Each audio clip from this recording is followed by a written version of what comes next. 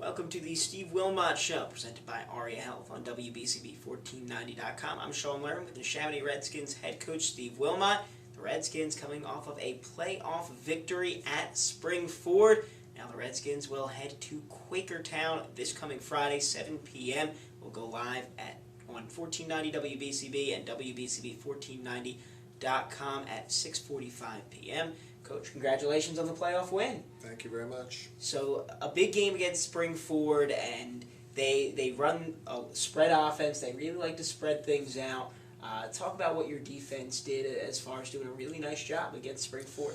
The thing that I saw is I saw our defensive line getting nice lockout on their offensive line. I saw the linebackers scraping downhill like they're supposed to, and I think our defensive backs did a nice job of doing what they had to do as far as covering. I mean, they weren't perfect out there, but I mean, we definitely kept their offense under control. One thing that it seemed like you guys were able to do was to capitalize on some turnovers and to force some turnovers as well. How is that as far as the takeaways are concerned? The takeaways were huge. When Zach Treadway had that interception, I felt like a lot of Spring Ford's air really kind of came out of their sails. I wish Zach would have been able to just run those couple extra yards there, but he did a nice job of reading it, and our receiver did a nice, our linebackers did a nice job of jamming it and allowing, I think the ball was tipped, right, and then Zach just kind of finished it off. But I think our defense played very well. I think we had a nice plan going into the game, and like I said in all the newspapers, I think our defense did a nice job of executing the plan. Yeah, I think Zach, when I talked to him after the game, I think he was a little upset that he didn't get into the end zone as well because he was so close down inside the 5. But it worked out. Will Dogba got the touchdown there. And Will was a little bit limited in the game. Joe Perrone was in there for the majority of the offensive snaps at tailback. Talk about how Joe did in really his biggest performance of the season. Yeah, we knew that Joe was going to be a capable backup for Will all year, and Joe, did a nice job. Joe runs hard. He's a squatty, strong kid who knows how to play running back. He's been playing the position his whole life. Last year he played the JV level, and the year before he played the JV level. I mean, he's been playing running back his whole life. He had a brother who set all kinds of records at William Tennant, so he's got football in his blood. He also had a brother who played here, who had a great career here, more of a defensive type guy. So he's got football in his blood, and he's done a really nice job all year being a backup, and that kind of came to life on Friday night. It didn't seem like there was anything too fancy about his running style. It was get the ball, hit the hole, and just kind of run hard, try to pick up some yards. Yeah, that's all we ask out of our tailback. That's all Will does, and that's all we ask Joe to do. I mean, it's nice if you have that guy can turn that extra gear, but Joe is what Joe is, and again he's a good running back who has football in his blood. Now, as far as Will, he was able to play a few snaps in the game, had the 2 touchdowns, and had a really big conversion on a 4th down early in the game. Yeah, he had an ankle sprain. I think if the game might have been, let's just say Saturday, I think he might have been all right for a Saturday game. I know we were kind of close on the bracket to playing Central Bucks East, but Will's going to be 100% for this week, and and if he's not, again, we got Joe Perrone right behind him, but I think Will will be ready to go. We mentioned what Zach Treadway did defensively with the interception, played a really good game on that side of the ball, but offensively had a nice game as well. I believe just in the first half he had 5 catches, 79 yards. Yeah, him and Mason and Denzel and Jack Spengler, they were all on the same wavelength all day. It seems like Mason was throwing a nice ball. He was putting it where he had to put it. And of course Zach was making the catches and running from there. I mean, it's a connection that's been there for us all year. Some games we've had to utilize it more than other games. Whenever people pack 8 in the box against us, we're going to throw the ball because we have a quarterback and we have receivers that can throw it and catch it. All right, Coach. Well, a big win over Spring Ford, advancing, and an upset win too. By the bracket at least, as far as a 13 over a 4. and now going up against a Quakertown team that picked up an upset of their own over CB East. We'll talk about that when we come back on the Steve Wilmot Show, presented by ARIA Health on WBCB1490.com. The ARIA 3B Orthopedic Institute is redefining care in Center City and South Jersey. And our 50,000 square foot location on ARIA Health's Bucks campus in Langhorne features private rooms, free parking, and nearby hotels. With over a century of experience, the world-class 3Bs, Doctors Booth, Bartolozzi, Balderston, and their partners personally guide you from treatment through recovery. For all your orthopedic needs, call 1-888-ORTHO-3B or visit aria3bortho.org. At the ARIA 3B Orthopedic Institute, you come first. If you are looking for a car, where do you go? Faulkner Auto Group at 4427 Street Road in Trevose is where to go for the best deals in Bucks County for all your new pre-owned cars, trucks, or SUVs. Go to Faulkner Auto Group. It's always Faulkner, to be sure. Go online to faulknerautogroup.com. Just remember, it's Faulkner, to be sure, for all your new cars or trucks. 4427 Street Road in Trevose. Faulkner, to be sure. Hi, Merrill Reese to tell you about our good friends at the Revere Ristorante Italiano in nearby Ewing Township at 802 River Road. I can tell you that from South Philadelphia to New York's Mulberry Street, there's no better Italian cuisine than that served at the Revere. Start your meal with one of their great appetizers or salads. Entrees include outstanding veal dishes, fresh seafood daily, excellent steaks and chops, homemade pasta dishes, daily specials, and much more.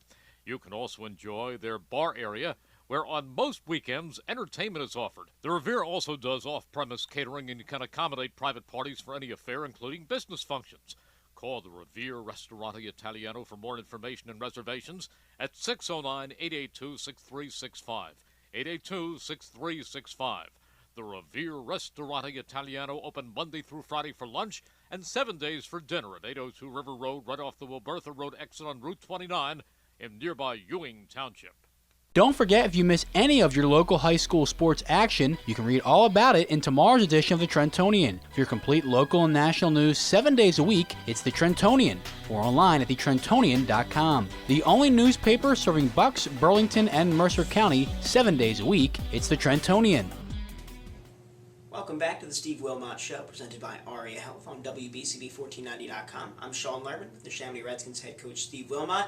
The Redskins this week play against a Quakertown team that had an upset win at 12 seed over a 5 against Central Bucks East in the first round of the District 1 playoffs. So now we've got a 13-12. This is the bracket buster game. Coach, let's talk a little bit about Quakertown. What does their offense look like? Their offense looks a lot like ours. They have a power type run game. They have a very, very good tailback, Burns. And they like to give the ball to them. They're a tight end oriented offense, so when a tight end's in there, they're running towards that tight end. They have a very good run offense. Their quarterback is also a strength of their team. Their quarterback played in Hershey for Archbishop Wood, transferred to Quakertown, so they have their run game, and then they have no problem spreading you out, and then they do, they have a nice pass game. They do a lot of different things out of their pass game, and our defensive coaches have been trying to work on it. But they do a lot of. They have a complex offense. It's not Springford complex. I mean, but as far as they like to run, and they also like to spread you out and pass the ball too.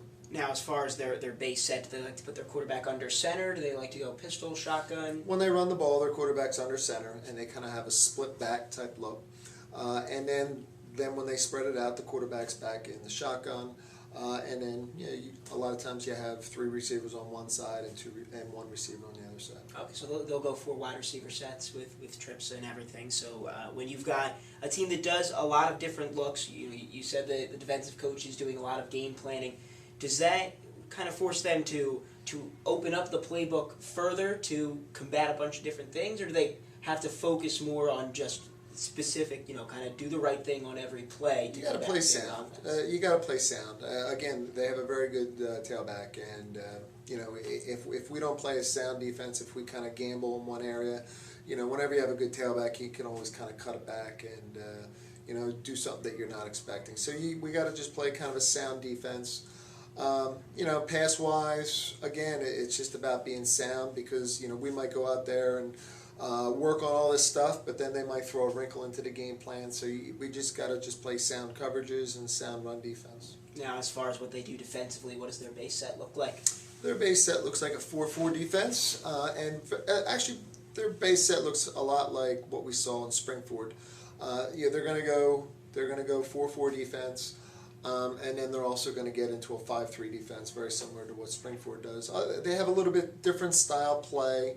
Their linebackers play a little different than Springford's. Their defensive ends play a little bit different from Springford, but a lot of the same philosophy. And again, you look at their record, and you look at the films that we have on them, and they don't give up many points. They're a stingy defense, and they're well coached, and they're good. They're tough kids up there. As far as their aggressiveness on defense, do they tend to blitz a lot? Do they tend to not send as many guys? They will blitz, but where maybe Springford linebackers were more like lateral type runners, the Quakertown linebackers are a lot more downhill. Okay, so as far as coaching offensive line, there's some different techniques that you use to combat against that. But you look at their two linebackers. The one linebacker they have has like an unbelievable amount of tackles. He has got like 110 tackles on the year. So, and that's pretty much double pretty much what everyone else was. All their other leading tacklers were sitting around like 50 or so. I think Dalton Fox, our leading tackler, only has like 60. But they have a guy who's got 110 tackles or something like that. So, they make plays. Again, in the Suburban one, I guess that's the American or the National. It's either American or Continental. Continental, I think. You see a lot of spread offenses in that league. So I guess as a linebacker, the spread offenses seem to throw a lot of those short passes. So it's possible, but again, they're good. They're good against the run. They're very sound against the pass.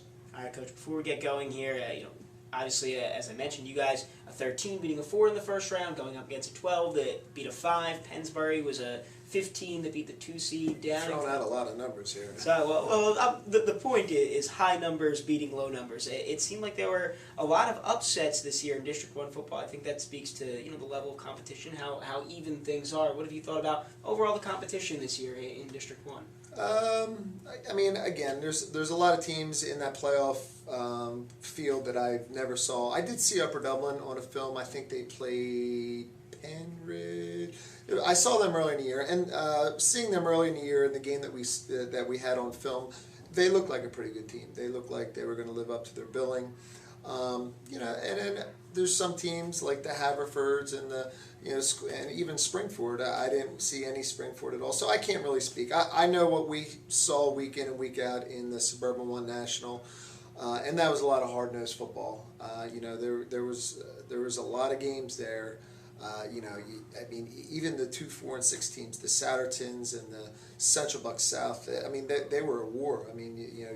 We had to have our best game just to beat them. So I think, again, I might be kind of lower Bucks narrow-minded here. I think that the Suburban 1 National is a very strong conference, but again, I haven't really seen all the teams out there, so I can't really totally speak to that.